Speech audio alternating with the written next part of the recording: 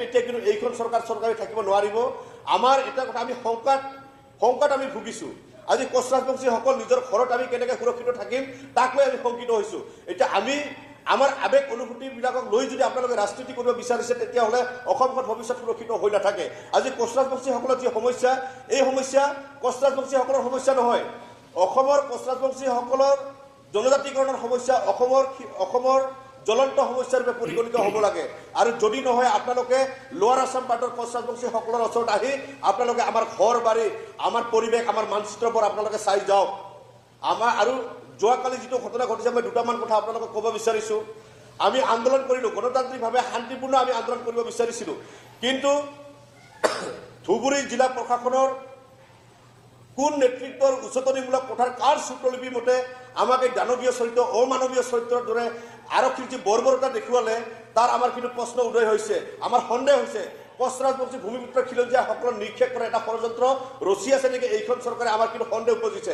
সেইকাৰণে আমি এটা কথা ক'ব বিচাৰিছোঁ, প্ৰত্যেকটো ৰাজনৈতিক দল, আজি ইয়াত কংগ্ৰেছ আছে, বিজেপি আছে, আপোনালোকে কেৱল এই 6 জনগোষ্ঠী জনজাতিকৰণ ইছ্যুটো লৈ যিধৰণে ৰাজনীতি কৰিব বিচাৰিছে, এই ধৰণে যদি ৰাজনীতি তুলুঙা কথা। নমস্কাৰ, সকলোকে স্বাগতম জনাইছোঁ। আৰম্ভ কৰিছোঁ আমাৰ আজিৰ অনুষ্ঠান অভিমত। ইতিমধ্যে আপোনালোকে কামিং আপ দেখিছে আৰু গমো পাইছে, আমি জনজাতিকৰণৰ সন্দৰ্ভত আজি আকৌ এবাৰ অভিমতত কিছু কথা পাতিব বিচাৰিছোঁ। বিশেষকৈ শেহতীয়াকৈ 6 জনগোষ্ঠীৰ জনজাতিকৰণক লৈ আকৌ ৰাজ্যখনত এক সুকীয়া পৰিৱেশৰ সূচনা হৈছে। আচলতে 26ত অসম বিধানসভাৰ নিৰ্বাচন আহি আছে। নিৰ্বাচনৰ প্ৰাকক্ষণত প্ৰত্যেকবাৰে বিভিন্ন ইছ্যুক লৈ বিভিন্ন দল সংগঠন সৰব হয় আৰু স্বাভাৱিকতেই দীৰ্ঘদিনীয়া যিটো দাবী 6 জনগোষ্ঠীৰ জনজাতিকৰণ, 6টা জনগোষ্ঠীয়ে বিভিন্ন সময়ত বিভিন্ন ধৰ্ণা, আন্দোলন, প্ৰতিবাদ সাব্যস্ত কৰি অহাৰ পিছতো তেওঁলোক নিজৰ লক্ষ্যস্থানত উপনীত হ'বগৈ পৰা নাই। কালিৰ দিনটোত উজনি নামনি সকলোতে এক প্ৰকাৰ এটা সুকীয়া পৰিৱেশৰ সূচনা হৈছে এই জনজাতিকৰণক লৈ। কেতিয়াবা সদৌ অসম কোচ ৰাজবংশী ছাত্ৰ সন্থা, কেতিয়াবা টাই আহোম ছাত্ৰ সন্থা, কেতিয়াবা চাহ জনগোষ্ঠী ছাত্ৰ সন্থা, কেতিয়াবা চুতীয়া ছাত্ৰ সন্থা, মুঠতে ইটোৰ পিছত সেইটো ছাত্ৰ সন্থাই প্ৰতিবাদ সাব্যস্ত কৰিছে।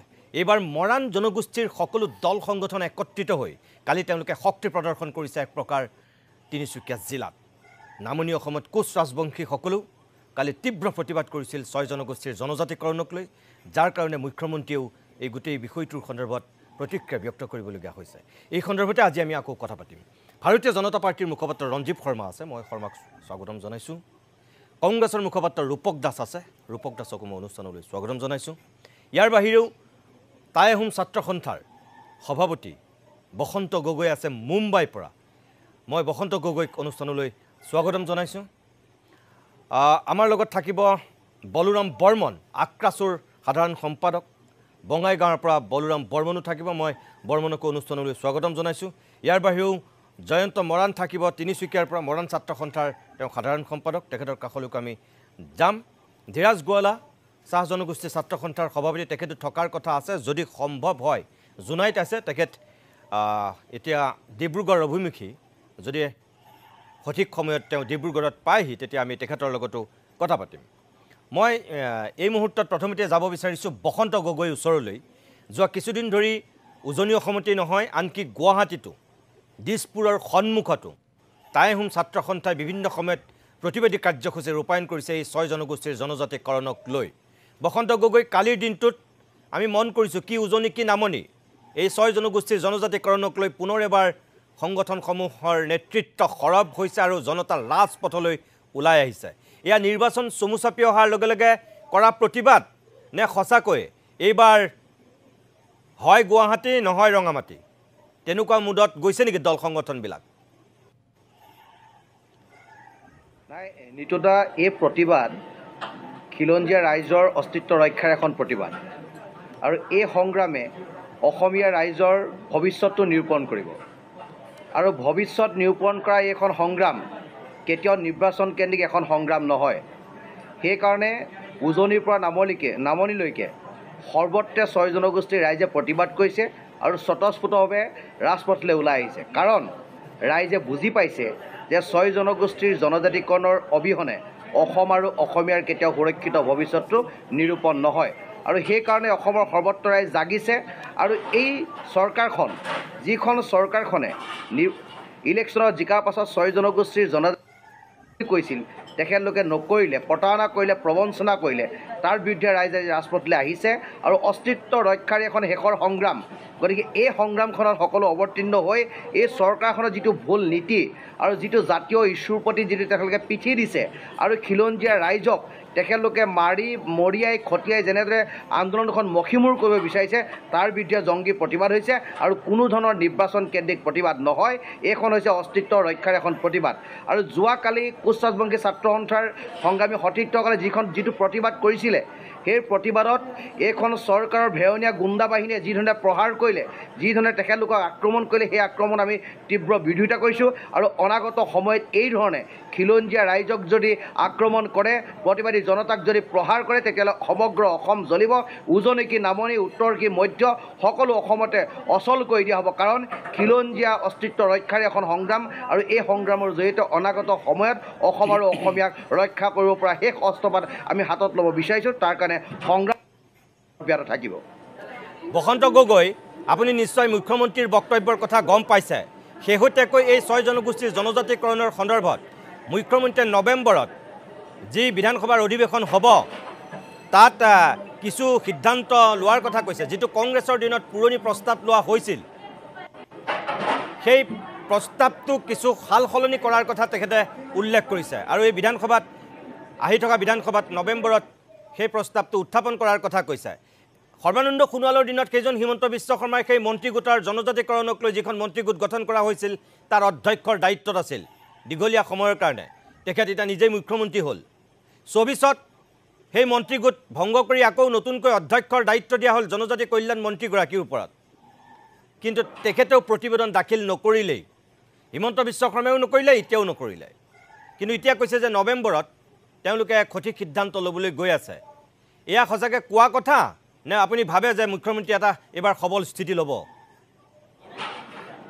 নহয়, মুখ্যমন্ত্ৰীৰ স্থিতিটো সবল বুলি আমি ভাবিবলৈ বাধ্য হ'ম তেতিয়াহে যেতিয়া নৱেম্বৰত তেখেতলোকে কোৱাৰ দৰে কথা আৰু কামবিলাক কৰে।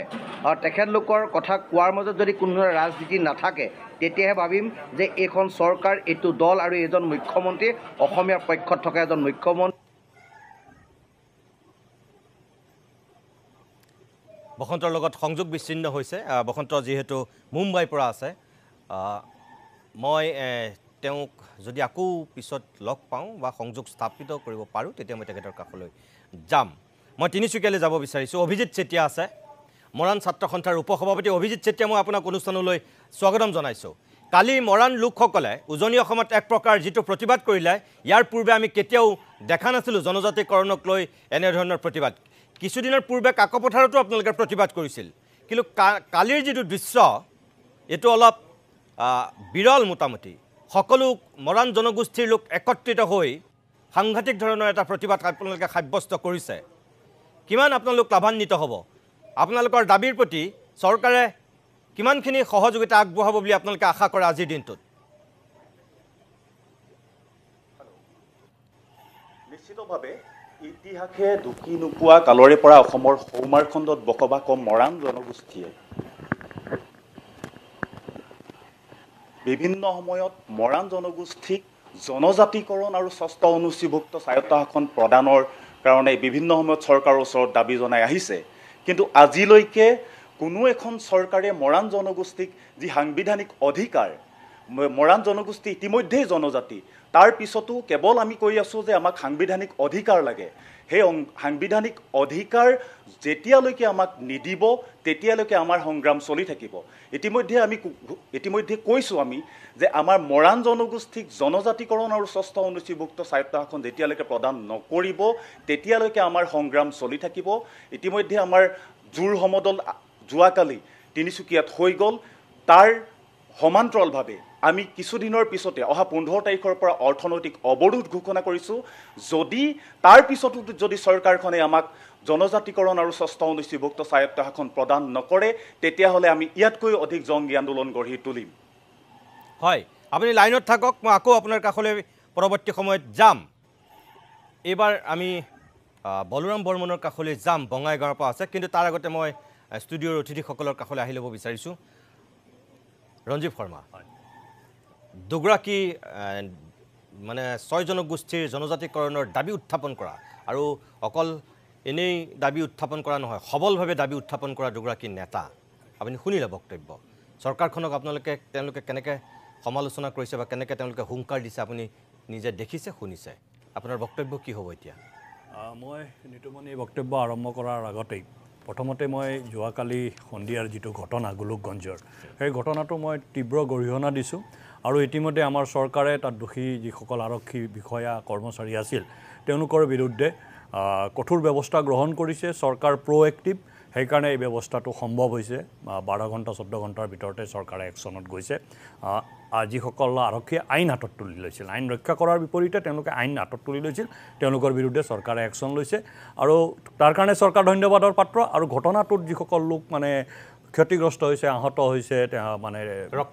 ৰক্তাক্ত হৈছে বা অত্যাচাৰৰ সন্মুখীন হৈছে তেওঁলোকৰ ওচৰত আমি দুখী তেওঁলোকৰ ওচৰত ক্ষমাই বিচাৰিছোঁ এক প্ৰকাৰে মানে সেইটো হ'ব নালাগিছিল ভূমিপুত্ৰৰ ওপৰত এই আক্ৰমণ হ'ব নালাগিছিল এইটো হৈ গ'ল অতি দুখজনক ঘটনা এই ঘটনাটো আমি গৰিহণা দিছোঁ দলৰ ফালৰ পৰা এতিয়া দ্বিতীয় কথা হ'ল 6 জনগোষ্ঠীৰ যিটো দাবী কেৱল 6 জনগোষ্ঠীৰ এইটো দাবী নহয় ভাৰতীয় জনতা পাৰ্টিৰো দাবী 6 জনগোষ্ঠীৰ জনজাতিকৰণ হ'ব লাগে সেই দাবীটো ভাৰতীয় জনতা পাৰ্টীয়ে আৰম্ভণিৰে পৰা কৰি আহিছে আৰু তাক আগবঢ়াইও আহিছে সমান্তৰালভাৱে চাওক আমি যদি ইতিহাস চাওঁ ইয়াৰ পূৰ্বে হিতেশ্বৰ শইকীয়া যেতিয়া মুখ্যমন্ত্ৰী আছিলে তেতিয়া কোচ ৰাজবংশীসকলক জনজাতিকৰণ কৰি দিছিলে কেইমাহমানৰ পিছত আকৌ উঠাইও দিছিলে মই এই উদাহৰণটো এইকাৰণে দিছোঁ ই এটা জটিল বিষয় দিলে আৰু উঠাই দিলে তাৰ পৰৱৰ্তী সময়ত তৰুণ গগৈ মুখ্যমন্ত্ৰী হৈ থাকোঁতে কেবিনেটত সিদ্ধান্ত ল'লে এক্সিষ্টিং ট্ৰাইবেল যিসকল আছে যিসকল জনজাতি আছে তেওঁলোকে যদি লিখিতভাৱে নিদিয়ে তেতিয়াহ'লে আমি জনজাতিকৰণ নকৰোঁ সেই প্ৰস্তাৱটো বিধানসভাই জনজাতিকৰণৰ প্ৰক্ৰিয়াক জটিলতাৰ মাজলৈ আৰু অধিক জটিলতাৰ মাজলৈ ঠেলি দিলে কিন্তু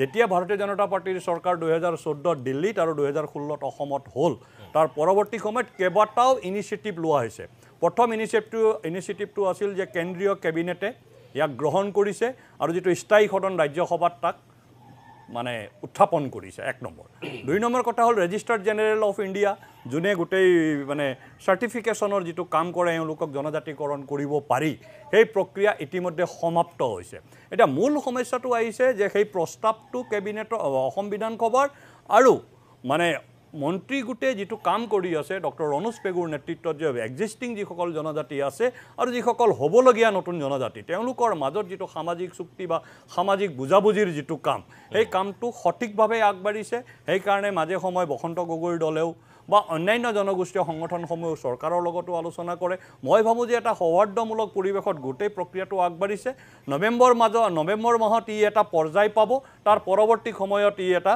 মানে সফল সমাপ্তিৰ পথত গতি ল'ব বুলি আমাৰ বিশ্বাস কিয়নো এই দাবী 6 জনগোষ্ঠী যিসকল লোকে দাবী কৰি আছে তেওঁলোকৰ লগতে ভাৰতীয় জনতা পাৰ্টিৰো এটা দাবী আৰু সেইকাৰণে ই আমাৰ নিজৰ দাবীটোক আমাৰ নিজৰ চৰকাৰ থাকোঁতে আমি কিয় আগবঢ়াই লৈ নাযাম বা আমি কিয় ইয়াক সফলভাৱে ৰূপায়ণ নকৰিম এইটো হ'বই নোৱাৰে গতিকে ই এটা কেৱল ৰাজনৈতিক দাবীও নহয় ঠিকেই কৈছে বসন্ত গগৈ বা মৰাণ ছাত্ৰ সন্থাৰ নেতাজনে তেওঁলোকে ঠিকেই কৈছে যে ই কোনো ৰাজনৈতিক উদ্দেশ্য প্ৰণোদিত বা নিৰ্বাচন কেন্দ্ৰিক দাবী নহয় ই এটা অসমৰ সামাজিক আন্দোলন আৰু এই সামাজিক আন্দোলনটো কেৱল জনগোষ্ঠীকৰণতে সীমাবদ্ধ নাথাকি সামগ্ৰিকভাৱে অসমৰ ভৌগোলিক পৰিসীমাৰ সুৰক্ষা আৰু অসমীয়া জাতি আৰু জাতিসত্তাৰ অস্তিত্বৰ লগতো ই জড়িত হৈ আছে সেইকাৰণে এই আন্দোলনটোৰ গুৰুত্ব আছে সেইকাৰণে ই এটা বিশাল আন্দোলন বৃহৎ আন্দোলন যাৰ প্ৰতি আমাৰ সমৰ্থন আছে নৈতিক সমৰ্থন আছে আৰু আমাৰ দলৰ চৰকাৰে ইয়াক সঠিকভাৱে আগবঢ়াই লৈ গৈ আছে আৰু নৱেম্বৰ মাহত ই এটা মাত্ৰা পাব তাৰ পৰৱৰ্তী সময়ত ই এটা সফল সমাপ্তিৰ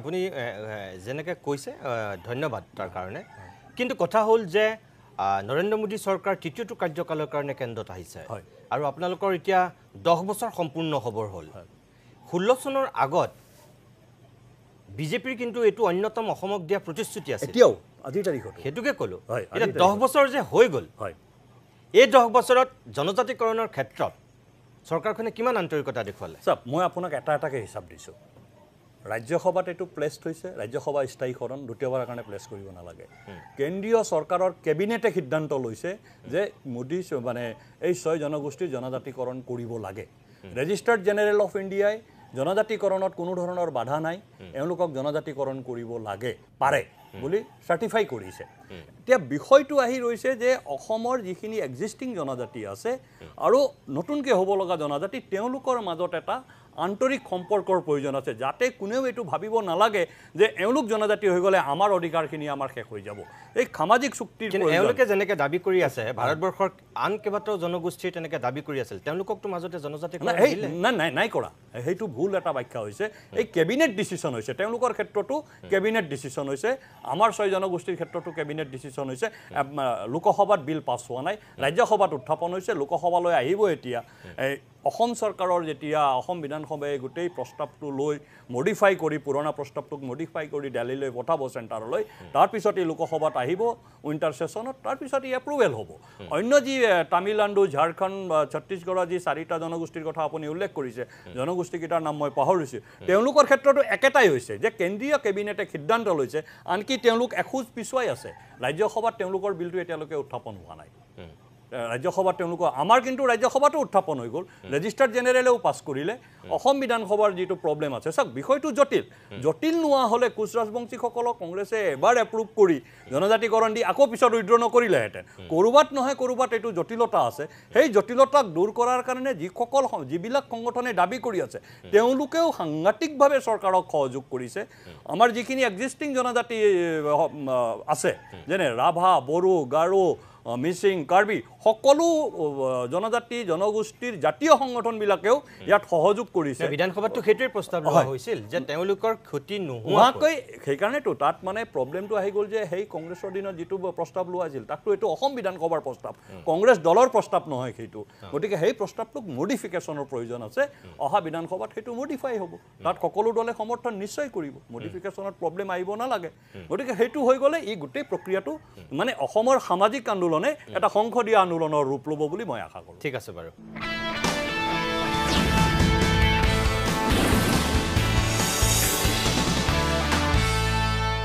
মই কংগ্ৰেছৰ ৰূপক দাস মই আপোনাৰ কাষলৈ আহিছোঁ কি কংগ্ৰেছ কি বিজেপি সকলোৰে দিনত জনজাতিকৰণ এটা মানে জনগোষ্ঠী সংগঠনবিলাকৰ কাৰণে নুবুজা সাঁথৰ হৈ গৈছেগৈ আন্দোলন ধৰ্ণা প্ৰতিবাদ বছৰ পিছত হৈ আছে কিন্তু জনজাতিকৰণ নহয়হে নহয় এই যে 40 বছৰতকৈ বেছি হ'ল এতিয়া এই বিদেশী ইছ্যুটো বাংলাদেশী অসমৰ পৰা যাবই লাগিব আন্দোলন হৈয়ে আছে কিন্তু বাংলাদেশী নাযায়হে নেখেদেহে নোৱাৰেহে খেদিব একেই গতি হ'বলৈ গৈ আছে নেকি 6 জনগোষ্ঠীৰ জনজাতিকৰণ কি কংগ্ৰেছ কি বিজেপি আমি একেই দেখিছোঁ পৰিৱেশটো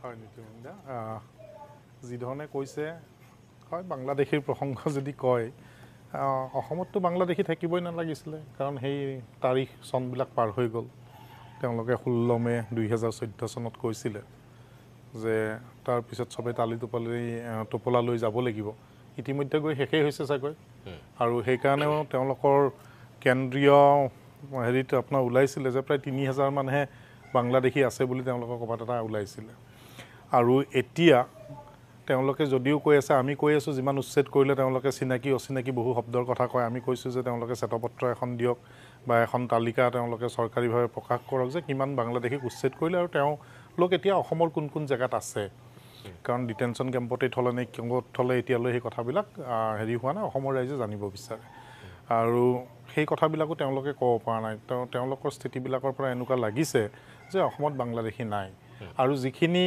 আমি থকা বুলি যদি কওঁ তেওঁলোকে যিটো সেন্সত কয় যে বাংলাদেশী মানে তেওঁলোকে খালি ইছলাম ধৰ্মাৱলম্বী লোকসকলক দেখে আৰু আমি বাংলাদেশী বুলি ক'লে হিন্দু ইছলাম যিয়ে নহওক হিন্দু মুছলিম সকলোকে আমি দেখোঁ এতিয়া সেই কথাবিলাক পৰিস্ফুট হৈছে তেওঁলোকে এফালে যিখন অসম চুক্তি তাক তেওঁলোকে ৰূপায়ণ কৰিম বুলি কয় বিপ্লৱ শৰ্মা কমিটিৰ প্ৰতিটো কথা হয় সেইখিনি কথা তেওঁলোকে কয় কিন্তু তেওঁলোকে কোৱা আৰু কৰাৰ মাজত ক'বাত নহয় ক'বাত যে পাৰ্থক্য আছে সেই কথাসমূহ ইতিমধ্যে 10টা বছৰত অসমৰ ৰাইজে দেখিছে যে কেন্দ্ৰীয় মন্ত্ৰীয়ে হওক বা অসম বিধানসভাৰ মন্ত্ৰী বা মুখ্যমন্ত্ৰীয়ে হওক আপোনালোকে নোৱাৰিছিলে কিন্তু আপোনালোকে নোৱাৰা কামটো এখেতসকলে কৰিম বুলি কৈছে এতিয়া কথা হ'ল আমি নোৱাৰা মানে জনজাতিকৰণ কৰিবই বিজেপিয়ে কিন্তু 10 বছৰ হৈ গ'ল তেওঁলোকে 2016 চনত কৈছিল চৰকাৰ হোৱাৰ এমাহৰ ভিতৰতে তেওঁলোকে এইটো কৰিব বুলি কৈছিলে কিন্তু তেওঁলোকে এমাহ নহয় আজি 10টা বছৰ পাৰ হ'ল তেওঁলোকে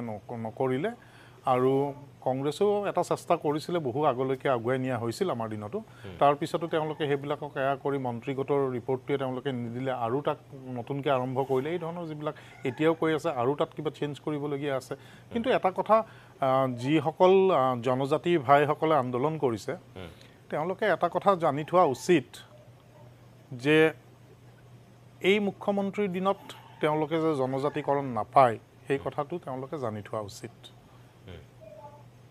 কিয় নাপায় আৰু নাপায় মানে এতিয়া এই মানুহখিনি এই 6 জনগোষ্ঠী জনজাতিকৰণ হোৱাৰ লগে লগে অসমখন হয়তো জনজাতীয় ৰাজ্য হ'ব যদি 50%ৰ ওপৰলৈ যায় তেতিয়াহ'লে অসমৰ মুখ্যমন্ত্ৰীজন জনজাতীয় লোক হ'ব তাত কংগ্ৰেছৰ কোনো আপত্তি নাই আমি সেইটো হ'লেও আমি জনজাতিকৰণ হোৱাটো আমি বিচাৰোঁ কিন্তু সেই কথাটো নিমিলা অংক কাবাৰ কাৰণে হ'ব পাৰে আৰু সেই নিমিলা অংকৰ কাৰণে তেওঁলোকে এইটো হোৱাটো নিবিচাৰিব আজি মুখ্যমন্ত্ৰী যে এতিয়া কৈছে যে নৱেম্বৰত তেওঁতো বহু কথাই কয় তেওঁতো যোৱা আজি বিগত 6-7 মাহ ধৰিতো তেওঁ এটা দিন দিছিলে যে 10 ছেপ্টেম্বৰ খুব কৈছিলে এতিয়া 10 ছেপ্টেম্বৰ যোৱাকালি হৈ গ'ল এতিয়া কততো আমি বোমা ফুটা গুলি ফুটা শব্দ নুশুনিলোঁ ভূমিকম্প নাহিল হয় তেনেকুৱা কথা যিবিলাক তেওঁলোকে কৈছিল বৃহৎ জোকাৰণি হ'ব কোনোবা জেললৈকে যাব আমি ৰখি আছিলোঁ আৰু কৈছিল যে একো যদি কৰিব নোৱাৰে কোনোবাই পদত্যাগ কৰিব নিজৰ ঘৰলৈকেও নাযায় সেইকাৰণে আমাৰ অসম প্ৰদেশ কংগ্ৰেছ কমিটিৰ হেৰিত আপোনাৰ উদ্যোগত আমি ঘৰ চৰো ঠিক কৰি থৈছিলোঁ এজন মুখ্যমন্ত্ৰীয়ে ঘৰলৈ নগ'লে বেয়া লাগিব তেওঁক ৰাখিবলৈ আমি ব্যৱস্থাও কৰিছিলোঁ কিন্তু তেওঁ যিহেতুকে নিজৰ ঘৰলৈকে কালি গুচি গ'ল আমাৰ সেই যিবিলাক আমি ব্যৱস্থাপনা কৰিছিলোঁ সেইবিলাকত আমাৰ চেঁচা পানী পৰিলে কিন্তু অসমৰ ৰাইজে যিটো তেওঁলোকে এটম বম বা কিবা বম চম দিম বুলি কৈছিলে 10 ছেপ্টেম্বৰ কৈ আছিল তাত একো দেখা নাপালে এতিয়া সেই ধৰণে তেওঁ যেনেকৈ কথাবিলাক কৈ থাকে আজি 6টা মাহ সেনেকৈ অসমৰ ৰাইজক এটা হেৰি কৰি পেলাই ইমান দিন আভুৱা ভৰি ৰাখিলে যে পাকিস্তান লিংক গৌৰৱ গগৈ অমুক তমুক বহু কথা ক'লে আৰু বহুতে তেওঁলোকৰ বিধায়ক বা মন্ত্ৰী এইবিলাকে তেওঁলোকৰ ফেচবুকৰ পৰা পোষ্টবিলাকো মচি দিবলগীয়া হ'ল তেনেকুৱাও হৈছে এতিয়া সেই কথাবিলাকৰ পৰাই অনুভৱ কৰিব পাৰি এতিয়া তেওঁলোকে কৈছে নৱেম্বৰ 2 মাহ তেওঁলোকে কিবা এটা কৰাৰ পিছত 2 মাহ বা 3 মাহৰ ভিতৰতে সেইফালে আপোনাৰ ইলেকশ্যনৰ অধিসূচনা জাৰি হ'ব তেতিয়া তেওঁলোকে কি কৰিব আল্টিমেটলি তেওঁলোকে এইটো নিৰ্বাচনী এটা হেৰি হিচাপে নিব বিচাৰিছে নিৰ্বাচনত তেওঁলোকে ইয়াক ব্যৱহাৰ কৰি মানে আন্দোলন প্ৰতিবাদবিলাক নহওক যাতে নৱেম্বৰলৈকে হয় মানে তেনেকুৱাই আৰু তেওঁলোকে প্ৰশমিত কৰিব বিচাৰিছে বা আৰু তেওঁলোকে কয় যে আন্দোলনবিহীন অসম তেওঁলোকে আন্দোলন ক'ত দেখিছে আজি কিছুদিন আগলৈ সুধিছিল এতিয়া কি হৈছে ৰাজপথত কোন ওলাইছে এইবিলাক অসমীয়া খিলঞ্জীয়া ভাই ভনী নে বাংলাদেশৰ পৰা অহা কিবা মৌলবাদী বুলি তেওঁলোকে যে কয় নে মৌলবাদী বাংলাদেশী পাকিস্তানৰ পৰা অহা মানুহে আজি জোৰ লৈ অসমৰ ৰাজপথত ওলাইছে সেই কথাসমূহো কিন্তু অসমৰ ৰাইজে তেওঁলোকে সুধিব তেওঁলোকে কি উত্তৰ দিব বিচাৰে কালিলৈকে তেওঁলোকে কৈছিল যে অসমৰ ৰাজপথত আমি আন্দোলন নোহোৱা কৰিলোঁ আজি তেওঁলোকে নিজেই শাসনত থাকি তেওঁলোকে ৰাজপথলৈ আন্দোলন কৰিব লগা হৈছে বিজেপি কাৰ্যকৰ্তাসকলে লগতে জনজাতীয় ভাইসকলেও এতিয়া ৰাস্তাত নামিব লগা হৈছে তাৰমানে শাসন যে তেওঁলোকৰ বেয়া হৈছে তেওঁলোকে যে চলাব পৰা নাই এই কথাবিলাকে প্ৰমাণ কৰে তেওঁলোকে নিজেও ৰাজপথত নামিব লগা হৈছে লগতে যি জনজাতি ভাইসকলৰ তেওঁলোকে ৰক্ষক বুলি ইমান দিনে কৈ আহিছিল সকলো কথাতেই তেওঁলোকে সেইটো কয় যে আমি খিলঞ্জীয়াৰ ৰক্ষক কিন্তু খিলঞ্জীয়াৰ ওপৰত যেতিয়া বেত্ৰাঘাত হ'ল য'ত মূৰ ফালি পেলোৱা হ'ল য'ত মানুহ উঠিব নোৱাৰাকৈ পিটা হ'ল তাৰ পিছত মাত্ৰ ৰাঙলী হৈ গ'ল তাৰপিছত মাত্ৰ 2 বা 3জন পুলিচ অফিচাৰক ৰিজাৰ্ভ ক্ল'জ কৰাটোৱে সেই জনজাতীয় ভাইসকলৰ কষ্ট যে লাঘৱ কৰিছে সেইটো কিন্তু নুখুচা মানে সেইটোই তেওঁলোকক প্ৰশমিত কৰিব নোৱাৰে তেওঁলোকৰ ক্ষোভ বা যি উদ্গীৰণ হৈছে আৰু এই যি জুই জ্বলিছে এই যি তেজ বাহিৰ হৈছে মানুহৰ ৰক্তক্ষৰণ হৈছে এই কিন্তু 26লৈকে এই কথাবিলাকৰ কিন্তু উত্তৰ ৰাইজে শাসকীয় পক্ষক দিব নিশ্চয় মই ৰঞ্জিত কুমাৰ মই আহিম আপোনাৰ কাষলৈ কিন্তু বলৰাম বৰ্মন বহু সময় মৌন হৈ আছে তেখেতে এতিয়ালৈকে মুখ খুলিবই পৰা নাই মই তেখেতৰ কাষলৈ গৈ ল'ব বিচাৰিছোঁ আক্ৰাছুৰ সাধাৰণ সম্পাদক বলৰাম বৰ্মন মই আপোনাক অনুষ্ঠানলৈ স্বাগতম জনাইছোঁ কিছু সময় পূৰ্বে অশ্বিনী চুতীয়াই কিছু কথা কৈছিল এইবাৰ মই আপোনাৰ কাষলৈ গৈছোঁ আপুনি যিহেতু কোচ ৰাজবংশী ছাত্ৰ সন্থাৰ নেতৃত্ব বহন কৰা অন্যতম এগৰাকী ব্যক্তি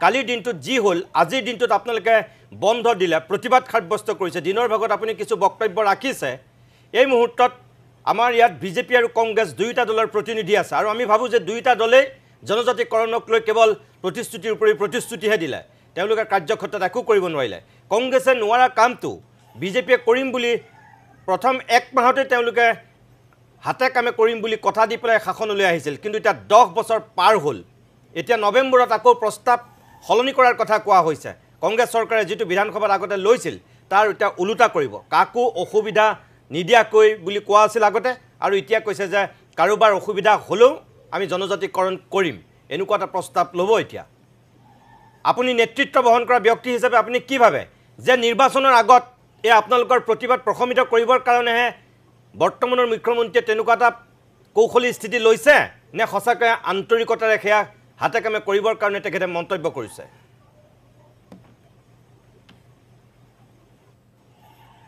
নমস্কাৰ প্ৰথমতে এটা কথা ক'ব বিচাৰিছোঁ যোৱাকালি গোলগঞ্জত সদৌ প্ৰশাসন ছাত্ৰ সন্থাৰ যি জ্বৰ সমাদৰ কাৰ্যসূচী অনুষ্ঠিত হৈছিল তাতে যি ঘটনা ঘটিলে তাক আমি প্ৰথমতে খুব লজ্জা অনুভৱ কৰিছোঁ আমি খিলঞ্জীয়া ভূমিপুত্ৰ হোৱাৰ পিছতে যে খিলঞ্জীয়া ভূমিপুত্ৰৰ ওপৰত যে দানৱীয় চৰিত্ৰৰ দৰে যি বৰ্বৰ আক্ৰমণ আৰক্ষীৰ তাক আমি নিন্দা জনাইছোঁ আৰু এটা কথা আমি ক'ব বিচাৰিছোঁ অসমত যিসকল ৰাজনৈতিক দল আছে এই ৰাজনৈতিক দলবোৰে অসমৰ জ্বলন্ত সমস্যাবিলাক লৈ ৰাজনীতি কৰিব নালাগে আজি কোচ ৰাজবংশী ছাত্ৰ সন্থা বা কোচ ৰাজবংশী জনগোষ্ঠীৰ আজি মানচিত্ৰ কি হৈছে এইটো আপোনালোকে প্ৰথমত অনুধাৱন কৰাটো প্ৰয়োজন আছে বুলি মই অনুমান কৰোঁ কালিৰ যিটো ঘটনা যি ৰক্তাক্ত অৱস্থা আজি খিলঞ্জীয়াৰ আজি ধুবুৰী জিলাত খিলঞ্জীয়াসকলৰ যি ৰক্তাক্ত অৱস্থাৰ যি পৰিৱেশ এই ৰক্তাক্ত অৱস্থাৰ পৰিৱেশৰ পৰা কি হৈছে আজি খিলঞ্জীয়া ভূমিপুত্ৰসকলৰ প্ৰতি এই ধৰণৰ যদি ৰক্তাক্ত অৱস্থা আমাৰ মনৰ কথাখিনি কোৱা কাৰণত যদি আমি ৰক্তাক্ত অৱস্থালৈ যাব লাগে তেতিয়াহ'লে আমি সুৰক্ষিত কেনেকৈ হ'লোঁ খিলঞ্জীয়া ভূমিপুত্ৰৰ জাতি মাটি ভেটিৰ কথা কোৱা এইখন চৰকাৰে কেৱল ঢাক ঢোল বজাই খালি কথাবোৰ কৈ থাকে কিন্তু আমি দেখিবলৈ পাইছোঁ কাৰোবাৰ শ্ৰুতলিপি মতে প্ৰশাসন যন্ত্ৰটো চলোৱাৰ ব্যৱস্থা কৰিছে যাৰ উদাহৰণ যোৱাকালি যি আমাৰ জ্বৰ সমাদৰ কাৰ্যসূচী আজি আমি তাতে খুব দুখেৰে এটা কথা কওঁ আপোনালোকে দেখিছে নিশ্চয় পিকচাৰবিলাকত বহুতো মানুহ আমাৰ ঘূণীয়া হৈছে ৰক্তাক্ত অৱস্থাত পৰিছে আমাৰ মহিলাসকলক লৈ পুখুৰীত মানে পেলাই দিয়া হৈছে এই ধৰণৰ মানে অত্যাচাৰ যিটো মানে খিলঞ্জীয়া কথা বুলি নিজকে পৰিচয় দিবলৈ আজি লাজ লাগিছে এইকাৰণে অসমৰ মাননীয় মুখ্যমন্ত্ৰী ডাঙৰীয়াক এটা কথা অনুৰোধ কৰিব বিচাৰিছোঁ আপোনাৰ যদি সঁচাকৈ যদি খিলঞ্জীয়া যদি তেজ আছে তেতিয়াহ'লে অসমৰ খিলঞ্জীয়া ভূমিপুত্ৰসকলৰ যি জ্বলন্ত সমস্যা এই সমস্যাটো লৈ আপোনালোকে যাতে ৰাজনীতি নকৰে আৰু কোচ ৰাজবংশী ছাত্ৰ সন্থাৰ যি যোৱাকালি যি আন্দোলন হৈছে এই আন্দোলনৰ প্ৰতিটোপাল তেজৰ মূল্য এইখন চৰকাৰে দিব লাগিব কাৰণ কোচ ৰাজবংশী ছাত্ৰ সন্থাই এনে বহি নাথাকে কোচ ৰাজবংশী সমাজ যি আমাৰ মাজত জ্বলি থকা যি জুইকুৰা এই জুইকুৰা কিন্তু 26ৰ বিধানসভা ইলেকশ্যনৰ আগত আমি খুব উজাৰি ৰাজপথত গোটেইখিনি ওলাই লৈ আহিম তেতিয়া কিন্তু এইখন চৰকাৰে থাকিব নোৱাৰিব আমাৰ এটা কথা আমি সংকট আমি ভুগিছোঁ আজি কোচ ৰাজবংশীসকল নিজৰ ঘৰত আমি কেনেকৈ সুৰক্ষিত থাকিম তাক লৈ আমি শংকিত হৈছোঁ এতিয়া আমি আমাৰ আবেগ অনুভূতিবিলাকক লৈ যদি আপোনালোকে ৰাজনীতি কৰিব বিচাৰিছে তেতিয়াহ'লে অসমখন ভৱিষ্যত সুৰক্ষিত হৈ নাথাকে আজি কোচ ৰাজবংশীসকলৰ যি সমস্যা এই সমস্যা কোচ ৰাজবংশীসকলৰ সমস্যা নহয় অসমৰ কোচ ৰাজবংশীসকলৰ জনজাতিকৰণৰ সমস্যা অসমৰ জ্বলন্ত সমস্যাৰ ৰূপে পৰিগণিত হ'ব লাগে আৰু যদি নহয় আপোনালোকে লোৱাৰ আছাম পাৰ্টৰ কোচ ৰাজবংশীসকলৰ ওচৰত আহি আপোনালোকে আমাৰ ঘৰ বাৰী আমাৰ পৰিৱেশ আমাৰ মানচিত্ৰবোৰ আপোনালোকে চাই যাওক আমাৰ আৰু যোৱাকালি যিটো ঘটনা ঘটিছে মই দুটামান কথা আপোনালোকক ক'ব বিচাৰিছোঁ আমি আন্দোলন কৰিলোঁ গণতান্ত্ৰিকভাৱে শান্তিপূৰ্ণ আমি আন্দোলন কৰিব বিচাৰিছিলোঁ কিন্তু ধুবুৰী জিলা প্ৰশাসনৰ কোন নেতৃত্বৰ উচতনিমূলক কথাৰ কাৰ শ্ৰুতলিপি মতে আমাক এই দানৱীয় চৰিত্ৰ অমানৱীয় চৰিত্ৰৰ দৰে আৰক্ষীৰ যি বৰ্বৰতা দেখুৱালে তাৰ আমাৰ কিন্তু প্ৰশ্ন উদয় হৈছে আমাৰ সন্দেহ হৈছে কোচ ৰাজবংশী ভূমিপুত্ৰ খিলঞ্জীয়াসকলৰ নিক্ষেপ কৰা এটা ষড়যন্ত্ৰ ৰচি আছে নেকি এইখন চৰকাৰে আমাৰ কিন্তু সন্দেহ উপজিছে সেইকাৰণে আমি এটা কথা ক'ব বিচাৰিছোঁ প্ৰত্যেকটো ৰাজনৈতিক দল আজি ইয়াত কংগ্ৰেছ আছে বিজেপি আছে আপোনালোকে কেৱল এই 6 জনগোষ্ঠী জনজাতিকৰণ ইছ্যুটো লৈ যি ধৰণে ৰাজনীতি কৰিব বিচাৰিছে এই ধৰণৰ যদি ৰাজনীতি তুলুঙা কথা যদি বাৰে বাৰে কৈ যায় 20 বছৰ পিছত কিন্তু আপোনালোকৰ ল'ৰা ছোৱালীয়ে ৰাজনীতি কৰা বা সুস্থ সবল এখন সমাজ পোৱাৰ কাৰণ কিন্তু অপাৰক হৈ পৰিব কাৰণ আপোনালোকৰ নিজৰ গাড়ী বচোৱাৰ কাৰণে যদি আজি খিলঞ্জীয়াসকলৰ আবেগ অনুভূতিবিলাকক বিলীন কৰি ৰাজনৈতিক এজেণ্ডা হিচাপে যদি আপোনালোকে ব্যৱহাৰ কৰিব বিচাৰিছে তেতিয়াহ'লে আপোনালোকৰ ল'ৰা ছোৱালীয়ে আপোনালোকক এদিনত সুৰক্ষা অনুভৱ এইখন অসমত কৰিব নোৱাৰিব বৰ্মন কাৰণ আমি কাতৰ অনুভৱ কৰিছোঁ আৰু লগতে বলৱান বৰ্মন মই অকণমান আপোনাক ৰখাইছোঁ। মই এটা কথা সুধিব বিচাৰিছোঁ আপোনাক। ষ্টুডিঅ'ৰ অতিথি দুগৰাকীৰ বাহিৰেও আপুনি যেনেকৈ বঙাইগাঁৱৰ পৰা আছে, অভিজিত চেতিয়া আছে তেনেকৈ তিনিচুকীয়াৰ পৰা, তেওঁ মৰাণ ছাত্ৰ সন্থাৰ উপসভাপতি আৰু আপুনি আপোনালোকৰ সংগঠনটোৰ আপুনি সাধাৰণ সম্পাদক। উজনি অসমত মৰাণসকলৰ মাজত বহুত দল সংগঠন আছিল, তেওঁলোক অলপতে একত্ৰিত হৈছে আৰু সেই একত্ৰিত শক্তিটো তেখেতসকলে প্ৰদৰ্শন কৰিছে। সৌসিদিনাখনলৈকে কোচ ৰাজবংশীৰো ছাত্ৰ সন্থা বিভিন্ন কেইবাটাও ভাগ হৈ আছিল, আপোনালোকে একত্ৰিত হৈছে। এতিয়া সকলো শক্তি একত্ৰিত হৈ আপোনালোকে নতুন ৰূপত জনজাতিকৰণৰ দাবীটো উত্থাপন কৰিছে। ধন্যবাদ আপোনালোকক তাৰ কাৰণে ধন্যবাদ যে নিজৰ স্বগোষ্ঠীৰ স্বাভিমান, নিজৰ প্ৰাপ্যৰ কাৰণে আপোনালোক সকলো ইগ' অহংকাৰ এইবিলাক ত্যাগ কৰি আপোনালোক আগবাঢ়িব বিচাৰিছে। কিন্তু আমাৰ প্ৰশ্নটো হ'ল যে এনেকৈ সকলো মানুহক লগত লৈ একাংশ নেতাই ৰাতিটোৰ ভিতৰত মুঠ সলায়। বিগত সময়ত আমি বহুত তেনেকুৱা দেখিছোঁ। তাই হোম ছাত্ৰ সন্থাৰ এগৰাকী সভাপতিয়ে এটা সময়ত এই বিজেপি চৰকাৰৰ বিৰুদ্ধে ব্যাপক ৰূপত আন্দোলন কৰিছিল, নেতৃত্ব লৈছিল, প্ৰতিবাদ কৰিছিল। আনকি ৰংঘৰত বিজেপি প্ৰৱেশ কৰাৰ বুলি RSS প্ৰৱেশ কৰা বুলি কৈ 10 লিটাৰমান গাখীৰে গোটেই ৰংঘৰটো ধুই চাফা কৰিছিল, পাপ মোচন হ'ব বুলি।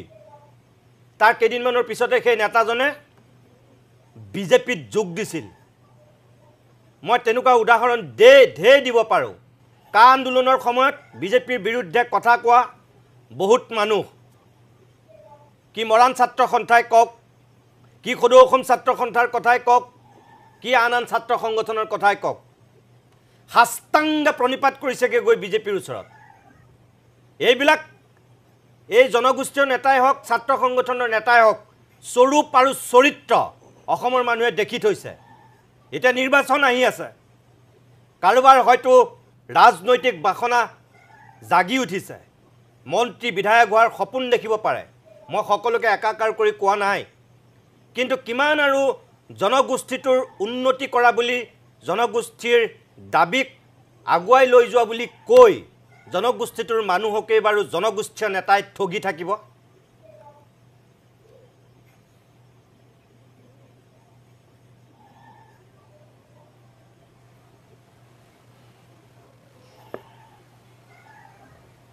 শুনিছে বৰ্মন? বলৱান বৰ্মন শুনিছেনে? হয় শুনিছোঁ। মই আপোনাৰ পৰা উত্তৰটো বিচাৰিছোঁ যে মই এটা কথা ক'ব বিচাৰিছোঁ। হয় কওক। আমি এটা কথা ক'ব বিচাৰিছোঁ, হয় আগত আমি দেখিবলৈ পাইছোঁ বহুতো জনগোষ্ঠীয় ছাত্ৰ সংগঠনৰ পৰাই হওক প্ৰত্যেকটো মানে ৰাজনৈতিক দলৰ প্ৰতি ধাৱমান হৈছিলে। কিন্তু যিহেতু প্ৰত্যেকটো সমস্যা ৰাজনৈতিকভাৱে সমাধান হয়, কোনোবাই যদি দলৰ পৰা যেতিয়া অৱসৰ লয় তেতিয়া কোনোবাই ৰাজনৈতিক দলত যাওক, তাত আমাৰ কোনো ক'ব লগা নাই। কিন্তু এটা কথা আমি ক'ব বিচাৰিছোঁ, কাৰণ কোচ ৰাজবংশীসকলৰ সমস্যাটো বিভিন্ন জাতি জনগোষ্ঠীতকৈ আমাৰ সমস্যাটো অলপ সুকীয়া। তাৰ কাৰণে আজি আমি যদি ভাত এমুঠি যদি যেতিয়া খাব লগা হয়, ভাতটো খোৱাৰ আগমুহূৰ্তত আমি পিছফালে এবাৰ ঘূৰি চাব লগা হয়, বোলে ঘৰৰ গোহালিৰ পৰা আমাৰ গৰুটো আছেনে নাই। এই ধৰণৰ পৰিৱেশত বৰ্তমান কোচ ৰাজবংশীসকল বসবাস কৰি আছে। তাৰ কাৰণে আমি আমাৰ কোচ ৰাজবংশী সমাজৰ যিসকল ব্যক্তি আছে আমি সকলোকে আমি অনুৰোধ কৰিছোঁ। আৰু আপুনি যিটো কথা কৈছে, কোচ ৰাজবংশী ছাত্ৰ সন্থা আমি বহুতো ভাগত বিভক্ত হৈ আছিলোঁ। আমি 29 জুলাই তাৰিখে আক্ৰাসু প্ৰতিষ্ঠা দিৱসৰ লগত সংগতি ৰাখি আক্ৰাসু আমি একত্ৰিত হৈছোঁ। ৰাইজৰ দিহা পৰামৰ্শ, ৰাইজৰ অভিভাৱকত্ব লৈ কোচ ৰাজবংশী ছাত্ৰ সন্থা ৰাইজৰ হৈ মাত মাতি যাব। আৰু আমাৰ 26 বিধানসভা ইলেকশ্যনৰ আগত কোচ ৰাজবংশীসকলৰ যদি ন্যায্য প্ৰাপ্তি দাবী, জনজাতিকৰণৰ কথাটো লৈ যদি বাস্তৱসন্মত ৰূপ যদি দিয়া নহয়, তেতিয়াহ'লে কিন্তু আমি যিকোনো পন্থা লোৱাৰ কাৰণে কিন্তু আমি কোচ ৰাজবংশীসকল কিন্তু আমি সজাগ হৈ আছোঁ। ইয়াত আমি এটা চিন্তন বৈঠক অনুষ্ঠিত কৰিছিলোঁ, তাতে আমি বিভিন্ন ৰাজনৈতিক দলত থকা যিসকল অভিজ্ঞ ব্যক্তি, সেই অভিজ্ঞ ব্যক্তিসকলক লৈ আমি এখন বৈঠক কৰিছিলোঁ। আমি কোনোবাই AJP কৰক, BJP কৰক, কংগ্ৰেছ কৰক, UPPL, BPF যি ৰাজনৈতিক দল নকৰক কিয়, আমি সকলোৱে মিলি যাতে জাতিৰ কথা চিন্তা কৰিব পাৰোঁ আৰু যিকোনো ৰাজনৈতিক দলে যাতে আমাৰ কোচ ৰাজবংশী সমাজখনক থান-বান কৰিব নোৱাৰে, তাৰ ব্যৱস্থা কিন্তু আমাৰ অতি সোনকালে হ'ব আৰু হৈ আছে। আপোনালোকে দেখিছে আমি এটা প্ৰগ্ৰাম অনুষ্ঠিত কৰিছোঁ যোৱাকালি আমাৰ 15 তাৰিখে গোৱালপাৰা আমাৰ আৰু এটা প্ৰগ্ৰাম আছে, 20 তাৰিখ বঙাইগাঁৱত প্ৰগ্ৰাম আছে। বিটিআৰ ইলেকশ্যন শেষ হোৱাৰ পিছতে কোচ ৰাজবংশীৰ প্ৰত্যেকটো প্ৰান্তৰ কোচ ৰাজবংশীসকল একত্ৰিত হৈ আমি ৰাজপথত নামিম। আৰু আমাৰ এটাই দাবী, আমি ইয়াত ভূমিপুত্ৰ খিলঞ্জীয়া হিচাপে বাচি থকাৰ আমি অধিকাৰটো বিচাৰিছোঁ। ৰাজনৈতিক মুনাফা লাভৰ কাৰণে কোনোবাক আমি MLA মিনিষ্টাৰ বনোৱাৰ কাৰণে আমি কোনো সংগ্ৰাম নকৰোঁ। আমি যাতে আমাৰ ঘৰত আই মাতৃসকলক যাতে বচাই ৰখাৰ কাৰণে যিখিনি প্ৰচেষ্টা সেইখিনি কৰিব পাৰোঁ, তাৰ কাৰণে আমি এই সংগ্ৰামটো কৰি যাম। আৰু এই সংগ্ৰাম কেৱল আক্ৰাসুৰ সংগ্ৰাম নহয়, কোচ ৰাজবংশী জনগোষ্ঠীৰ ভৱিষ্যত উত্তৰণৰ আৰু স্বাভিমান অটুট ৰখাৰ যে সংগ্ৰাম হ'ব। আৰু এই সংগ্ৰামটো কোচ ৰাজবংশীসকল বিভিন্ন প্ৰান্তত সিঁচৰিত হৈ থকা কোচ ৰাজবংশীসকল একেমুখে ওলাই আমি ঠিকাটো যেনেকৈ আজি মৰাণ ছাত্ৰসকলে যি ধৰণৰ ভাল কাৰ্যসূচী লৈ চৰকাৰক দেখুৱাই দিছে মৰাণসকলৰ সমস্যা, এই একে কোচ ৰাজবংশীসকলৰ একেলগে এই কাম আমি কৰি দেখুৱাম। লগতে অসমৰ ভূমিপুত্ৰ খিলঞ্জীয়াসকলক মই বিনম্ৰভাৱে এটা কথা অনুৰোধ কৰিব বিচাৰিছোঁ, আজি আমি যিখন অসমত বসবাস কৰি আছোঁ গণতান্ত্ৰিকভাৱে, এই গণতান্ত্ৰিক চৰকাৰখনৰ কিন্তু আমি বিৰোধী ষ্ট্ৰং আমি বিৰোধী দল আমি দেখিবলৈ পোৱা নাই। যাৰ কাৰণে কিন্তু আমাৰ এই 6 জনগোষ্ঠীয়ে হওক বা জনগোষ্ঠীয় সমস্যাবিলাক কিন্তু সমাধান হোৱাৰ কিন্তু হেঙাৰ হৈ থিয় হৈছে। সেইকাৰণে চৰকাৰৰ যি ধৰণৰ ৰাজনৈতিক বৈতৰণি পাৰ কৰাৰ ক্ষেত্ৰত প্ৰত্যেকটো জাতি জনগোষ্ঠী ব্যৱহাৰ কৰিব বিচাৰিছে, তাৰ কাৰণে খিলঞ্জীয়া ভূমিপুত্ৰ বিভিন্ন দল সংগঠনসমূহ আমি একত্ৰিত হৈ সমান্তৰাল অসমত আমি দুখন চৰকাৰ চলাব লাগে। এখন প্ৰশাসনিক চৰকাৰ চলাক, আমি যুক্তিগত আমি এখন চৰকাৰ চলাব লাগে য'ত প্ৰত্যেকটো ক্ষেত্ৰত যাতে যিকোনো জাতি জনগোষ্ঠীলৈ কোনোবাই তুচ্ছ তাচ্ছল্য কৰিব নোৱাৰে। আৰু আমাৰ যি স্বাভিমানৰ কথাটো লৈ যাতে কোনো ৰাজনীতি কৰিব নোৱাৰে, এই ধৰণৰ যদি ব্যৱস্থা আমি নকৰোঁ, কিন্তু প্ৰত্যেকটো ৰাজনৈতিক দলে কিন্তু 6 জনগোষ্ঠী জনজাতিৰ যে সমস্যা, এই সমস্যাটো লৈ কিন্তু ৰাজনীতি কৰি থাকিবই। যোৱাকালি এটা দুখৰ বিষয়, আজি খিলঞ্জীয়া ভূমিপুত্ৰ কোচ ৰাজবংশীসকল হোৱাৰ পিছতো আমাৰ আন্দোলন সমাপ্ত হৈছে। আন্দোলন সমাপ্ত হোৱাৰ পিছত যেতিয়া মই আৰু আমাৰ সভাপতি আমি একেলগে আমি বঙাইগাঁৱলৈ আমি উভতি আহিব লগাত পৰিছিল, তেতিয়া কিন্তু মাছ ৰাস্তাত আজি কোনো মানে নিজম এটা এলেকাত আজি কিন্তু আমাক এনকাউণ্টাৰ কৰাৰ দৰে কিন্তু পৰিৱেশ ৰচনা কৰি আছে এইখন চৰকাৰৰ গৃহ বিভাগত থকা আজি পুলিচ প্ৰশাসনসকলে। সেইকাৰণে আমি ধিক্কাৰ জনাইছোঁ। আজি খিলঞ্জীয়াসকলক যদি কণ্ঠ আপোনালোকে ৰুদ্ধ কৰিব বিচাৰিছে, ভয় ভাবুকি ৰঙা চকু কোচ ৰাজবংশীসকলে আৰু কোচ ৰাজবংশী ছাত্ৰতে কেতিয়াও ভয় নকৰে। আৰু কোচ ৰাজবংশীসকলৰ এই দমন নীতি আপোনালোকে এইটো পৰিহাৰ কৰক। আৰু খিলঞ্জীয়া ভূমিপুত্ৰ হিচাপে আমাক বাচি থকা যে অধিকাৰ, এই অধিকাৰটো আপোনালোকে প্ৰদান কৰাৰ কাৰণে আপোনালোকে আগবাঢ়ি আহক। আৰু বিৰোধী দলসমূহক মই আঁতৰ আহ্বান কৰিব বিচাৰিছোঁ, বিশেষকৈ কোচ ৰাজবংশীসকলকে আদি কৰি অসমৰ 6 জনগোষ্ঠীৰ এই ইছ্যুটো লৈ আপোনালোকে ৰাজনীতি নকৰিব। আপুনি যদি এইটো লৈ আপুনি ৰাজনীতি কৰি থাকে, আপোনাৰ যি আজি চেয়াৰখন আছে, এই চেয়াৰখন যোৱাৰ পিছত আপোনালোকৰ যি ল'ৰা ছোৱালীয়ে এইখন অসমত যি সুৰক্ষিত হৈ থাকিব নোৱাৰে, আমি লিখিত দি আপোনালোকক আমি ক'ব পাৰোঁ। ঠিক আছে বৰ্মন, অকণমান লাইনত থাকক আপুনি অনুগ্ৰহ কৰি। বৰ্মন, মই বুজি পাইছোঁ, অকণমান আপুনি লাইনত থাকক।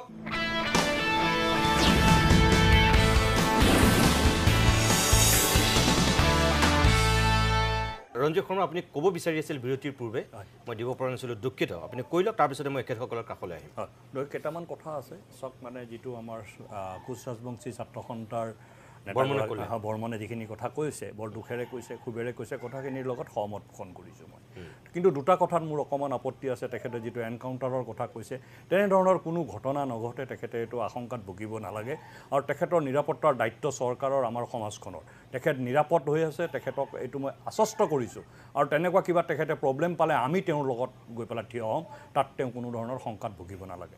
দ্বিতীয় কথা, এই যে ভূমিপুত্ৰৰ ওপৰত অত্যাচাৰ কৰিছে, কিবা কৰিছে, আমাৰ কংগ্ৰেছৰ মুখপাত্ৰজনে ক'লে, মই দুটামান কথা নক'লে নিতুমণি মোৰ বক্তব্যটো সম্পূৰ্ণ নহ'ব। 1967 চনৰ 27 ফেব্ৰুৱাৰী তাৰিখ অসমৰ ইতিহাসৰ এটা টাৰ্ণিং পইণ্ট জনজাতি ৰাজনীতিৰ কাৰণে। সেইদিনাখন ভীমবৰ দেউৰীৰ নেতৃত্বত গুৱাহাটীত অসমৰ জনজাতি নেতাসকল বহিছিল আৰু তাত এটা প্ৰস্তাৱ গ্ৰহণ কৰিছিল। সেই প্ৰস্তাৱটোত আছিল আমি এটা সংগঠন খুলিম, সংগঠনটোৰ নাম তেওঁলোকে দিছিল PTCA। আৰু তাৰপিছত প্ৰস্তাৱটো 1 নম্বৰ প্ৰস্তাৱ আছিল, যিটো কথা বৰ্মনে কৈছে যে আমি ভাত খাই থাকিলে পিছফালে আমাৰ গোহালিত থকা গৰুজনী গাইজনী কোনোবাই লৈ গৈছে নেকি। সেই প্ৰস্তাৱটো 1967 চনৰ 27 ফেব্ৰুৱাৰীৰ দিনা ভীমবৰ দেউৰীৰ নেতৃত্বত গুৱাহাটীত বহা জনজাতি নেতাসকলে লৈছিল আৰু কৈছিল, কংগ্ৰেছ চৰকাৰে আমাৰ মাটি, আমাৰ সংস্কৃতি, আমাৰ ভাষা, আমাৰ সাজপাৰ, আমাৰ খাদ্য অভিভাষী মুছলমানৰ হাতত তুলি দিয়াৰ প্ৰয়াস কৰিছে, চেষ্টা কৰিছে। তাক প্ৰতিহত কৰিবৰ কাৰণে অসমৰ সকলো জনজাতি এক ক'ব লাগিব। সেই প্ৰস্তাৱ গ্ৰহণ কৰিছিল বিৰোচন দলে ভীমবৰ দেউৰী, চৰণ নাৰ্জাৰী আৰু সমৰ ব্ৰহ্মচৌধুৰী। এই 4জন মানুহে নেতৃত্ব লৈছিল আৰু সেই যে লিগেচি তাৰ পিছতে অসমত আৰম্ভ হৈছিল জনজাতিৰ ওপৰত পৰিকল্পিত আক্ৰমণ। আপুনি নিশ্চয় জানে, আমি সকলোৱে জানো, যদিও আমি পাহৰিব পাৰোঁ, সমৰ ব্ৰহ্মচৌধুৰী এগৰাকী সুলেখক আছিল, অসমীয়াত তেখেতে লিখা মেলা কৰিছিল। সেইজন সমৰ ব্ৰহ্মচৌধুৰীক মাৰ্চ মাহৰ 1967 চনৰ মাৰ্চ মাহত কোকৰাঝাৰত গ্ৰেপ্তাৰ কৰা হয়। কোকৰাঝাৰত গ্ৰেপ্তাৰ কৰি তেওঁক ট্ৰাকত উঠাই, ট্ৰাকৰ পিছফালে বহুৱাই ব্ৰহ্মপুত্ৰৰ পাৰলৈ অনা হৈছিল আৰু তাৰ পাছত তেওঁক গোৱালপাৰালৈ লৈ অহা হয় নাৱেৰে পাৰ কৰি। গোৱালপাৰাত নাৱৰ পৰা নমাই তেওঁক হাতত হেণ্ডকাপ লগাই খোজ কৰাই জেললৈ লৈ গৈছিল। তাৰপিছত যেতিয়া সমৰ ব্ৰহ্মচৌধুৰী 3 নে 4 মাহৰ পিছত জামিন পাই ওলাই আহিছিল, তেখেতে কৈছিল মই আৰু অসমীয়া ভাষাত নিলিখোঁ। এই যে অসমীয়া বিৰোধী কৰি দিলে, আমাৰ মাজত যে বিভাজন আনি দিলে, সেই বিভাজনক ৰিপেয়াৰিঙৰ কাম ডক্টৰ হিমন্ত বিশ্ব শৰ্মাৰ নেতৃত্বত এতিয়া কৰি থকা হৈছে, যাতে কোনো জনজাতি, কোনো ভূমিপুত্ৰই অনুভৱ নকৰে মই অসমীয়া হয় নে নহয়, মই এই শংকৰদেৱৰ পুণ্যভূমিৰ মানুহজন হয় নে নহয়, সেই মহাৰাজা পৃথুৱে সুৰক্ষিত কৰি ৰখা এইখন ভূমিৰ মানুহ মই হয় নে নহয়, সেই শংকা যাতে কোনো ভূমিপুত্ৰৰ চিন্তাত নাহে, তাৰ কাৰণে ডক্টৰ হিমন্ত বিশ্ব শৰ্মাৰ চৰকাৰে কাম কৰি আছে। আৰু পৰৱৰ্তী সময়ত নৱেম্বৰ মাহৰ তাৰ ৰিজাল্ট বৰ্মনহঁতে পাব। বৰ্মন, মই আপোনাক আশ্বস্ত কৰিছোঁ, এইখন চৰকাৰৰ দায়িত্ব, মই আৰম্ভণিতে কৈছিলোঁ 6 জনগোষ্ঠীৰ জনজাতিকৰণৰ দাবী সেই জনগোষ্ঠীসকলৰেই নহয়, সেই দাবী ভাৰতীয় জনতা পাৰ্টিৰো দাবী। ইয়াক আমি ৰাজনৈতিকভাৱে আগবঢ়াই লৈ যাম। আমি ইয়াক ৰাজনৈতিকভাৱে আগবঢ়াই লৈ যাম আৰু এটা সফল সমাপ্তি ইয়াৰ হ'ব। নৱেম্বৰ মাহতে এই সফল সমাপ্তি হ'ব। দ্বিতীয় কথা, যি বোমাৰ কথা কৈছিলে নিতুমণি, মই উত্তৰ দিব লাগিব। যোৱাকালি বোমা স্থাপন কৰা হৈছে। 10 ছেপ্টেম্বৰৰ দিনা সেই বোমাটো স্থাপন কৰা হৈছে। যিকোনো সময়ত ফুটিব পাৰে সেই বোমাটো। ফুটিব বুলিহে কৈছিল, স্থাপন কৰিব স্থাপন আইনী ব্যৱস্থা, এইটো আইনী ব্যৱস্থা। কেবিনেটে সিদ্ধান্ত লৈছিল SIT গঠন কৰিব। কেবিনেটত SITৰ প্ৰতিবেদন যাব। SITৰ প্ৰতিবেদন 2 এদিনতে কেবিনেট হ'ব। মানে মই ৰূপক দাসৰ পক্ষ লোৱা নাই, কিন্তু মুখ্যমন্ত্ৰীৰ কথা কৈছিলে, মইতো অস্বীকাৰ কৰা নাই। ভূমিকম্প আহিব বুলি কৈছিল। ভূমিকম্প আহিবই। ভূমিকম্প নাহিল কালি। নাই, যোৱাকালি নাই, অহাকালি আহিব। যোৱাকালি নাই, অহাকালি আহিব। যোৱাকালি টেইলৰিং দেখুৱাইছে ভূমিকম্পটো কেনেকুৱা হ'ব, বোমা বিস্ফোৰণৰ কিমান ৰেডিয়াছ। তেখেতসকলেতো কৈছে ছুপাৰ ফ্লপ মাৰিছে আপোনালোকে। Super flop, super hit. এতিয়া একচুৱেলি কংগ্ৰেছ দলে তেওঁলোকৰ ৰাজনৈতিক সীমাবদ্ধতাক ঢাকি ৰাখিবৰ কাৰণে যোৱাকালি এইখিনি কথা কৈছে। BTRত 15টা বিধানসভা সমষ্টি আছে, 40টা MCLত ইলেকশ্যন হৈ আছে। কংগ্ৰেছৰ নেতাক আপুনি BTRত বিচাৰি পাব নেকি আজি তাৰিখত? তেওঁলোকৰ পাৰ্টীয়ে ষ্টেটমেণ্ট দিছে প্ৰেছত যে আমি নমিনেশ্যন দিবলৈ গৈছোঁ, আমি BTR কথা আজি নাপাতো। কিন্তু মই কথাটো সেইবিলাক কথা গাপ দি ৰাখিবৰ কাৰণে কোনোবাই বিহু নাচিব পাৰে, কোনোবাই কিবা ক'ব পাৰে, কিন্তু বোমা স্থাপন কৰা হৈছে। যিকোনো মুহূৰ্তত বিস্ফোৰণ হ'ব আৰু সেই বিস্ফোৰণে কাক ক'ত লৈ যায়, কিয়নো এই বিস্ফোৰণৰ প্ৰয়োজন আছে দেশৰ সাৰ্বভৌমত্ব আৰু ইয়াৰ দেশৰ স্বাভিমানৰ। আমি বেলেগ কথা নাপাতিম আজি, আমি এতিয়া মই ৰঞ্জীৱ দাৰ কথাকেইটাৰ উত্তৰ দিবই লাগিব, নহ'লে অলপ বেয়া কথা হ'ব। তেওঁ যিটো কৈছে জনজাতীয় বহু কথা তেওঁ ক'লে, যে তেওঁ 67 চনৰ কথা ক'লে। কংগ্ৰেছ চৰকাৰে 66 চনতে অসম চুক্তি কৰিব বিচাৰিছিল। তেওঁলোকৰ সহযোগী, যাৰ লগত তেওঁলোকে এতিয়া যি দৈ মিলাই পেলাই তেওঁলোকে চিৰা খাই আছে যিটো বাতিত লৈ, সেই দলবিলাকে কি কৰিছিল? 1971 চনলৈকে তাক টানি আনিছিল। সিদিনা এটা শ্ব'ত তেখেতে কৈছে যিবিলাকে অসম চুক্তিৰ আধাৰত আহিছে তেওঁলোকক অসমীয়া বুলি বা নাগৰিক হিচাপে তেওঁলোকে মানি নলয়।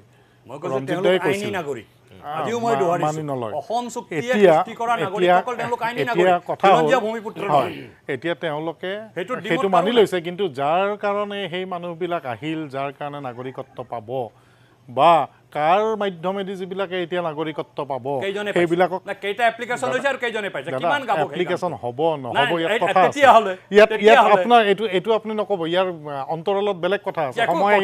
সময় আহিলে অসমৰ ৰাইজে গম পাব। আপুনি মাজত নক'ব, মোক কৈ ল'ব দিয়ক, মোক কৈ ল'বলৈ দিয়ক। এতিয়া কথা হ'ল জনজাতীয় ভাইসকলৰ কাৰণে আপুনি খুব চিন্তান্বিত, সেইটো গম পাইছোঁ।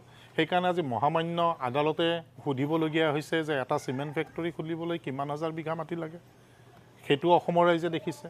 কাৰ্বি আংলংখন জনজাতীয় অঞ্চলত নহয় আপুনি যদি ভাবিছে যে কাৰ্বি আংলঙত ধুবুৰী মাটি দিয়া নাই, নহয় মিছা নহয় মই কথা কথা এটা ডিমা হাছাও কাৰ্বি আংলং যি নহওক ডিমা হাছাওত শুনক, আপোনালোকে ডালমিয়াক মাটি দিওঁতে প্ৰশ্ন উঠা নাছিল আমি ৩,০০০ বিঘা দিয়া নাই নহয় কিমান দিছে যি লাগে সেইটো দিয়ক আপোনালোকে এটা revenue পৰ্যন্ত লোৱা নাই। ইণ্ডাষ্ট্ৰী কৰিবলৈ ডালমিয়াক মাটি দিয়া যিটো কাৰবাৰ আৰু তাত অসম আমি চৰকাৰে ৰেভিনিউ দিয়া নাই আমাক কোৰ্টে ফ্ৰীত মোকৰ্দমা দিছে। কৰিবলগীয়া হোৱা নাই নহয় কোৰ্টত যোৱা আপোনালোকে নাই কোৰ্টে কৰিছে নাই আপোনালোকে কোৰ্টত গৈছে শুনক, সেইকাৰণে জয়ী কৰিছে শুনক, কোৰ্টত যদি কোনোবা গলে আপুনি এটা যদি তাৰ বৰ্তমান আপোনাৰ গাত আপোনালোকে বিজেপি ডালমিয়া চাইকেলে চুক্তিখন উঠে, সঁচা উলিয়াওক। কথাবিলাক ক'লে যে নৰ্থ ইষ্ট ক'বলৈ চিমেণ্ট নিদিয়ে। ফেক্টৰী এই চুক্তিখন চৰিত্ৰটোও উলিয়াওক। অসমৰ ৰাইজে নাই, নাই, ভাল নাই, পায়। শুনক। আৰু আমি নৰ্থ ইষ্ট তাতেই চিমেণ্ট সুখী ফেক্টৰী, যে ডালমিয়া- আমি কথা ক'লে নাই, নাই, সঁচা কথাখিনি নাই, নাই, ক'বলৈ ষ্টাৰ ল'লে চিমেণ্ট, আপোনালোকৰ ষ্টাৰ যেতিয়া চিমেণ্ট, গাটো ডালমিয়া, বিচাই টকা নৰ্থ দি ইষ্ট থাকে চিমেণ্ট ফেক্টৰী, এইখিনি ষ্টাৰ চিমেণ্ট, নাই, নাই, তেওঁলোকক নাই। মাটি কোনে দিছে? আৰু নাই। আপুনি কৈছে যে তেওঁলোকক মাটি কোনে দিছে গৌৰৱ জনজাতীয় গগৈ বেল্ট ব্লকত? আপুনি কৈছে বিটিআৰত কংগ্ৰেছৰ মানুহ দেখিবলৈ নাই আজি আমাৰ সভাপতি ক'ত আছে আপুনি চাওক এতিয়া আপোনালোকৰ গাটো জ্বলিব কাৰণ কালি গৌৰৱ গগৈ 26 বিহু নাচিছে তাৰিখে আপোনালোকৰ মুখ্যমন্ত্ৰীয়ে স্পষ্ট হ'ব। আপোনালোকৰ 26 তাৰিখে মুখ্যমন্ত্ৰীয়ে স্পষ্ট হ'ব। ৰাস্তাত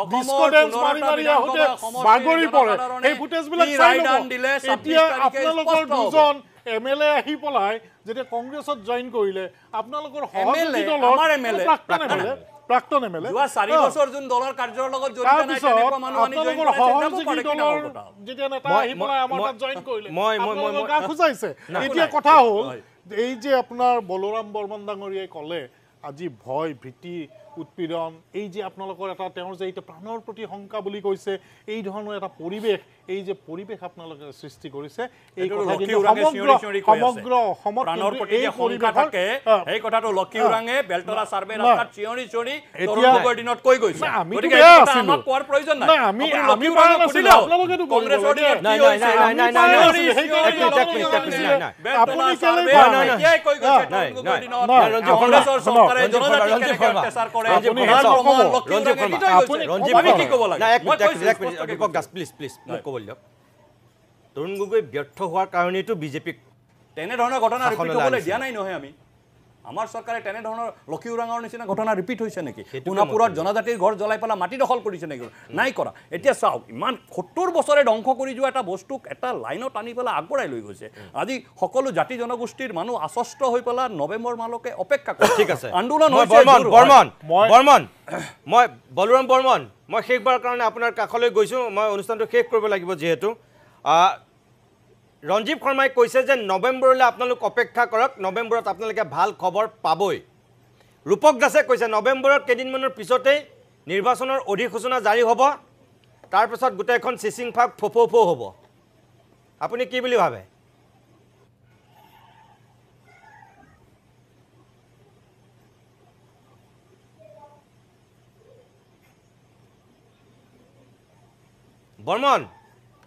বৰ্মনৰ কথাখিনি আমি শুনা নাই মই অভিজিত চেতিয়া মই আপোনাৰ কাষলৈ গৈছোঁ আপুনি চাগে ষ্টুডিঅ'ৰ বক্তব্য শুনিছে দুয়োগৰাকী ৰাজনৈতিক প্ৰতিনিধিয়ে যেনেকৈ কৈছে আপুনি গম পাইছে মই আপোনাকো সেইটোৱে সুধিব বিচাৰিছোঁ উজনিৰ পৰা যদি আৰম্ভ হৈছে তেনেহ'লে আপোনালোকে আৰম্ভ কৰিছে একদম ব্যাপক ৰূপত প্ৰতিবাদ আপোনালোকৰ নেতাসকলে কৈ আছে যেতিয়ালৈকে জনজাতিকৰণ নহয় ক্ষান্ত নাথাকে কিন্তু ইতিহাসে বৰ তেনেকুৱা কথা নকয় আপোনাৰ স্থিতি কি হ'ব এতিয়া শেষত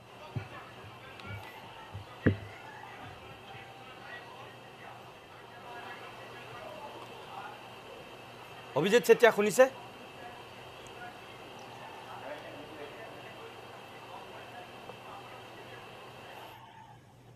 নাই মই দুখিত দুয়োগৰাকীৰ লগত সংযোগ অলপ বিচ্ছিন্ন হৈছে বঙাইগাঁৱৰ পৰা আছিল বলোৰাম বৰ্মন আৰু তিনিচুকীয়াৰ পৰা আছিল যিহেতু অভিজিত চেতিয়া মৰাণ ছাত্ৰ সন্থাৰ তেওঁ উপসভাপতি আৰু কেইবাগৰাকীও ছাত্ৰ নেতা উপস্থিত হোৱাৰ কথা আছিল কিন্তু সময়ৰ নাটনিত বা তেখেতসকল চাগে সময়মতে উপস্থিত হ'ব নোৱাৰিলে মই দুখিত তেখেতসকলৰ কাষলৈ যাব নোৱাৰিলোঁ ৰঞ্জীৱ শৰ্মা আৰু মই শেষত ৰূপক দাস মই আপোনালোক দুয়োকে ধন্যবাদ জনাইছোঁ মোৰ সময় যিহেতু শেষ হৈছে এটা বিতৰ্কিত বিষয় যিহেতু দীৰ্ঘদিন ধৰি চলি আহিছে এনেকৈ 1 ঘণ্টাৰ ভিতৰত আমি পাতি শেষ কৰিব নোৱাৰোঁ কিন্তু আপোনালোকৰ প্ৰতি আমাৰ আহ্বান এইটোৱেই যে জনজাতিকৰণক লৈ বহুত ৰাজনীতি হ'ল বিদেশী সমস্যা সমাধান নোহোৱাৰ দৰে এই জনজাতিকৰণো কেতিয়া সমাধান হ'ব ভগৱানে জানে আৰু চৰকাৰে জানে আমি নাজানো নিৰ্বাচনী বৈতৰণি পাৰ হ'বৰ কাৰণেই যদি আকৌ ললিপপ দিয়া হৈছে সেয়া এক অন্যায় আৰু যদি আন্তৰিকতাৰে কৰিব বিচৰা হৈছে সেয়া স্বাগতম জনাবলগীয়া কথা আমি অপেক্ষা কৰিছোঁ নৱেম্বৰলৈ, তাৰপিছত আমি সকলো মন কৰিম। আজিৰ অনুষ্ঠান ইমানতে সামৰিছোঁ। নমস্কাৰ।